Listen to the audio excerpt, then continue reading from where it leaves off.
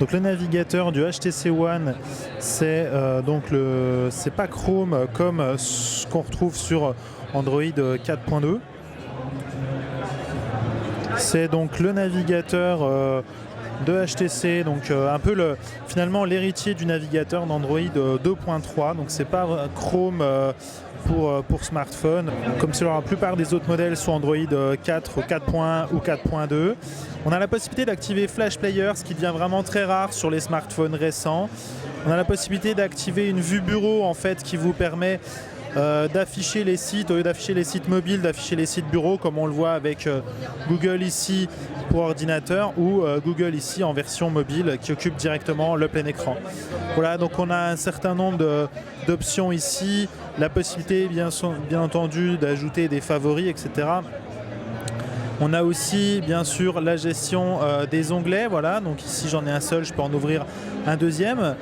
Et donc voici le clavier de HTC, voilà, donc toujours à peu près le même design, noir assez foncé.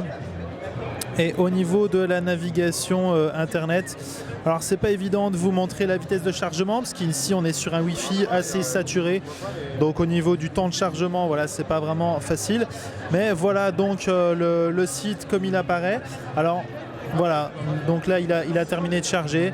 Voilà, donc là ça défile de manière très fluide. Si j'ouvre un article, voilà, donc là encore ça charge assez rapidement. Alors on remarque que les images sont noires. Avant d'être chargées complètement, elles restent noires. Et des fois, c'est pas le cas, comme par exemple ici, c'est pas noir alors que pourtant il manque des images. Voilà, donc c'est un peu particulier. Bien entendu, c'est très fluide parce qu'on est sur un appareil quad-core, donc évidemment il est très rapide. Un double tap ici permet de zoomer ici. Alors bien entendu, les photos ne rentrent pas tout, ce qui peut pas redimensionner les photos. Mais voilà, fonctionne plutôt bien.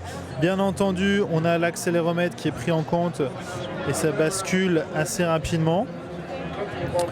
Voilà, donc au niveau du navigateur, voilà, rien de particulier. De toute façon, vous pouvez bien entendu installer Chrome mobile, enfin la version pour smartphone de Chrome depuis le Play Store, voilà.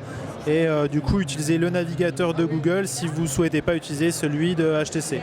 Voilà, d'ailleurs il est préinstallé en fait par défaut, voilà, je ne l'avais pas lancé.